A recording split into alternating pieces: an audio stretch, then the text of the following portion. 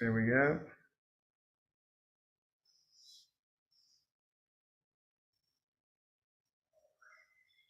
All right. Well, good evening. Pulls out materials. The last, I think, 3 weeks, we talked about the Dhammacakkappavattana Sutta, which is turning the wheel of the Dharma, in which the Buddha put forward the basic teaching coming out of his awakening, which was basically the Four Noble Truths. And the fourth of those truths is the Noble Eightfold Path, but he didn't really tell us what it was. It's just a list of 8 things. And since the practice that we're left, and the practice that makes sense, and the reason we're all sitting for 40 minutes before we do this, is about engaging in a path, engaging in activities that move us, that help us move along a path in the direction of that teaching. I thought it would be helpful to go from that into, so let's talk in some more detail about what the path actually is. So over the next several weeks, we're going to work our way around the 8 limbs of the Noble Eightfold Path. And we're going to begin with right view. I am going to be using this book, On the Path, which is by Thanissaro Bhikkhu. There's a link to that. If you go to the website and the front page and the Thursday thing, there's a link where you can download this book or order it free. It's a modest 490 pages, 500 pages long. Thanissaro does simply the best analysis of the Pali Canon that I've ever come across. So about 2/3 of this is his ordering of Pali, of appropriate Pali sutras, and then on top of each there's his analysis and essay for each section. He's got a whole bunch of books, and it's the same basic format he uses for all of them. So I'm going to be using that, and there are also going to be certain sutras I pick out along the way that I will use as we work through this.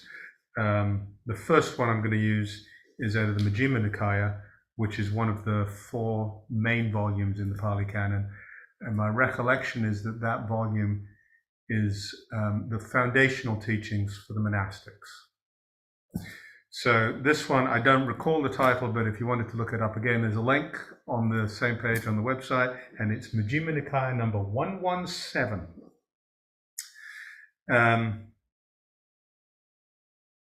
And it begins, now what, monks, is noble right concentration, etc., etc., any singleness of mind equipped with these 7 factors, right view, right thought, right speech, etc.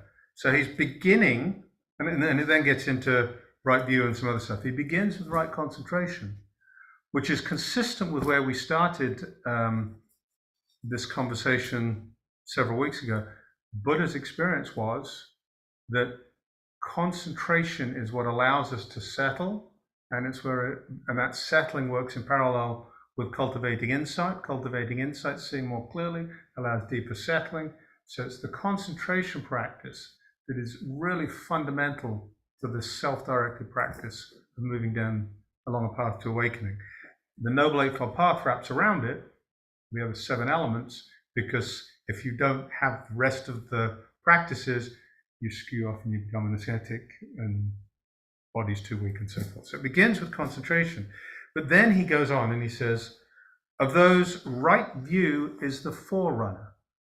And in this sutra, he goes through many of the elements of the path, and for each of them he says, of these, right view is the forerunner. So the right view is the first of the Noble Eightfold Path, and it's the first because you have to start there. It doesn't say that's the only place it feeds in, but you have to start with right view. Very clearly saying you have to start with right view. Makes sense. You don't see clearly, you don't have some sense of what you're doing, it ain't going to work. And right view, the reason for spending time on this whole section over the next few weeks is because this is not a philosophical reading Plato and understanding it, aha, I get it, now I'm done. Right view is something that is an action, and it's something that feeds into our other actions. Right view is something we do, and it surrounds, it is the forerunner, and we'll find in a minute, it surrounds all of the other things we do. One discerns wrong view as wrong view, right view as right view. So, and what is wrong view? Let's start with wrong view. If you recall in the sutra we just talked about, he didn't really define anything. He gave experiential descriptions of birth is suffering, old age is suffering, being separated from things we like is suffering, moving towards things we don't like is suffering. So he was loose in his descriptions, not definitional. So let's start with what it's not. Wrong view. There is nothing given, nothing offered, nothing sacrificed, no fruit, no result of good actions or bad actions, no this world, no next world, no mother, no father, no spontaneous. There's a few more of those. And then what is right view? Right view, I tell you, is of two sorts. There is right view with effluence and right view without effluence. What we're going to find actually is there are three levels of right view, and very crudely, this all corresponds to the three turnings of the wheel. Right? So if you recall, this is the noble truth of suffering. First turning. Identifying. The noble truth of suffering must be understood, second turn. The noble truth of suffering has been fully understood, third turn. So we're going to look at the first turn as it relates to right view, but it's layered, right? It's layered. It's Buddha was teaching a graduated teaching. So wrong view we've talked about. Right view is just correcting wrong view. At that level. So the right view with effluence, siding with merit, resulting in acquisitions. There is what is given, what is offered, what is sacrificed. There are fruits and results of good and bad actions. There is this world and the next world. There is a mother and father, spontaneously reborn beings. So could go on. But what that's really about, this is mundane right view, as it's called. Mundane right view says generosity matters. It's not this airy-fairy, there's no me, there's no you, la la, let's sit and stare at the wall. Generosity matters. Cultivating virtue matters. Gratitude to parents matters. Looking after this physical form and using this physical form of this body as a vehicle, as a raft to move down the path matters. It's all well and good to hear about the raft, but unless we know how to make a raft and we know what floats and what doesn't float and how you tie logs and twigs together, nothing happens. So these things actually matter. This is what's happening at the foundational level, the mundane level. And it's about karma. And all of these negations, there's no this world, no next world. Yes, there is a this world. Yes, there is a next world, and so forth. What he's doing here is he is addressing the field of karma as it existed at the time. There were a lot of different views of karma. Now, this all sounds very esoteric, perhaps today, because karma is that thing that was in India 2,500 years ago. But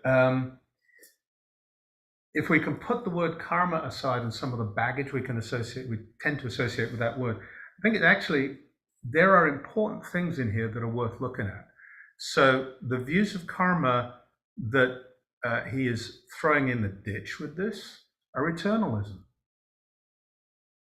And it's not saying things don't last forever. It's saying don't hold on to things lasting forever.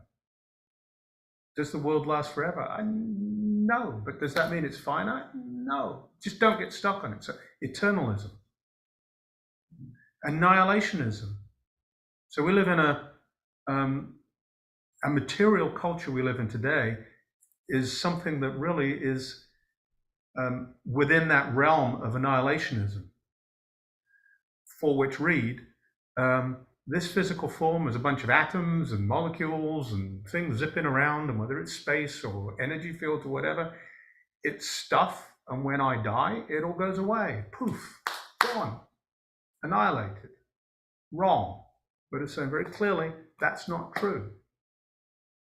But it was also saying very clearly racism is wrong. Because in the culture, he was very he was strongly opposed to the tradition of the Brahmanic traditions, where they carried the big boxes and all the powerful toys, and they were the people who had the rights, and you're born based on this life, you're born in a future life, and only when you're born as a Brahmin do you have a chance. I mean, it's just, he was totally opposed to the caste system, which meant he was also totally opposed to fatalism, which is something, it's a way that karma is often looked at these days, which is, well, you know, this is my lot, I'm just going to accept my lot. That's not karma in Buddha's language. That is a view of karma, but that's not Buddha's view of karma. So Buddha's view of karma is much more, everything that comes forward is karma.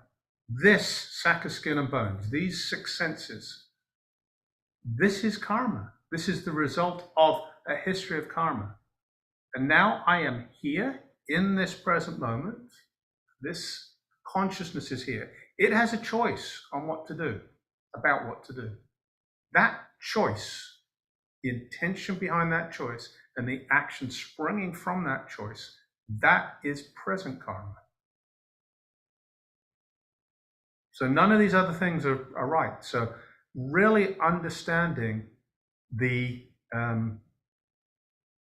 history of cause and effect, the history of intention that leads to this being here and now,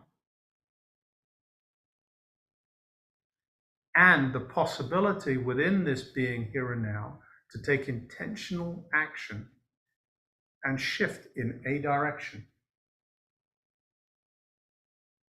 An analogy that actually is riddled throughout the teaching. So it's in this body of teachings. It's also in the Yogacara teachings, and Thich Nhat Hanh uses it in a particularly lovely way, is the idea of karma as the field, consciousness as the seed, and our craving or our actions as the water. And the way Thich Nhat Hanh talks about this, he says, you know, you've got this field of seeds here. You've got good actions and bad actions. And we could do any of these. They're all just potentials. And by choosing what we water, we bring these forward. So by our actions, by our choices, by slowing down and being intentional, we can cultivate good behaviors, cultivate skillful behaviors, cultivate positive karma, and we can not do the same with negative karma. So karma is much more subtle than we generally give it credit for being, and it's also pervasive. So it's not like my karma. Karma is there before any of us show up. It is also complicated from the standpoint that, so I had to get at this one. He talks of black karma and white karma, and black karma that begets black karma, black karma that begets white, white that begets black, etc., etc. So we think that if I do bad things, I'm going to go to a bad place. There are bad consequences. But if I do bad things, there could actually be good consequences. And the reason for that is simply, this is so complicated. It takes forever for the bad consequences to show up. So this is not a short term, a short fix kind of thing. This is the long run, and it's complicated and convoluted.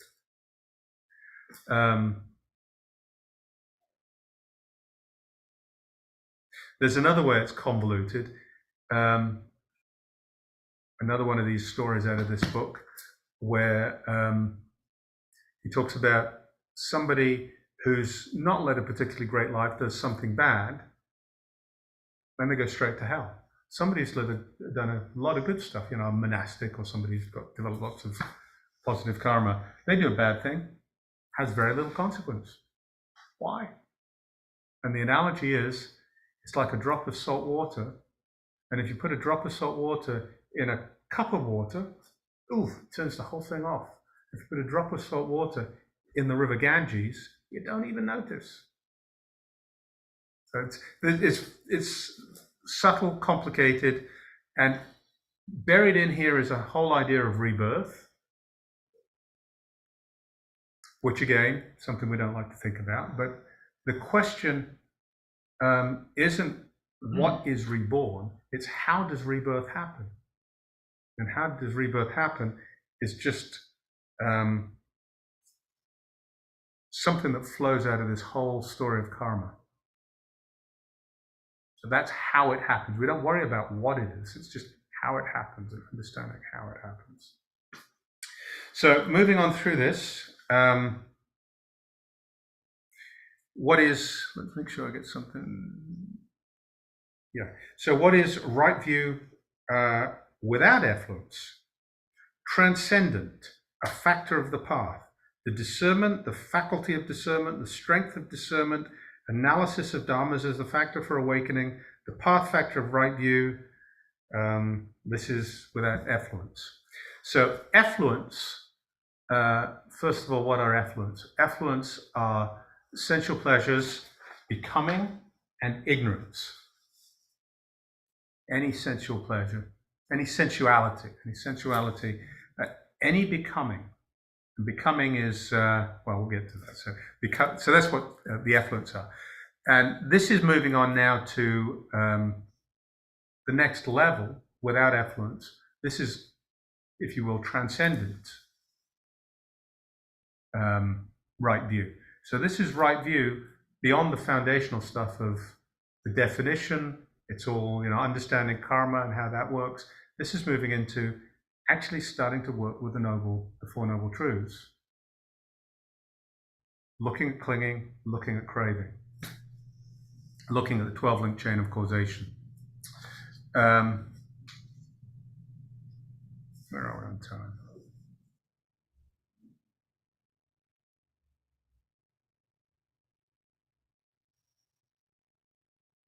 So a transcendent right view, where we're moving to there, it's not negating the stuff we've just talked about, but it's maturing from that, allowing that is still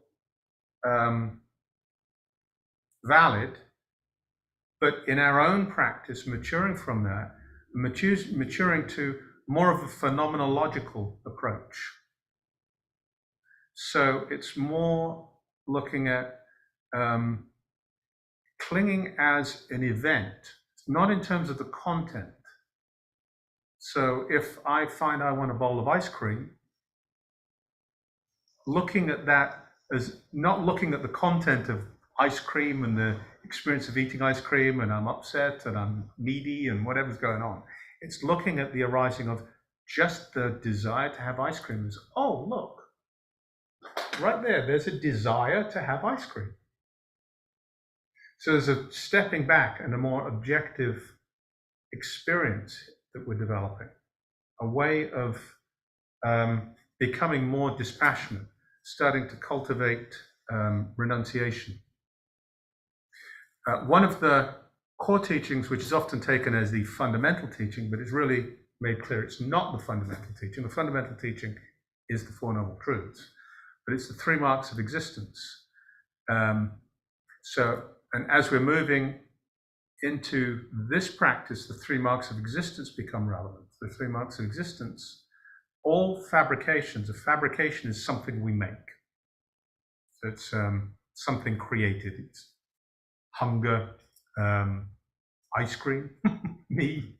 These are all fabrications. So all fabrications are impermanent. anything that's impermanent, which is a fabrication, causes suffering. And then the third one, which is actually a little different, it says all phenomena are non-self. So the phenomena includes fabrications. It also includes things that are not fabrications. So the not self is, this is not me, this is not mine, this is not what I am. It's not non-self. So, but the question there isn't looking at there is no self. It's saying there's nothing there that I can call self. It's not denial, but it's saying within that there's nothing I can attach to say this is me, this is me, this is mine. So it's all, there's really strong sense of just not landing here. And these three views, the three marks, are a support, a practice support for navigating right view, navigating the path, but in particular, right view, seeing clearly. I think what I'm going to do is I'm going to pause here. Right view is a big one. So I'm going to pause here and we'll finish that up.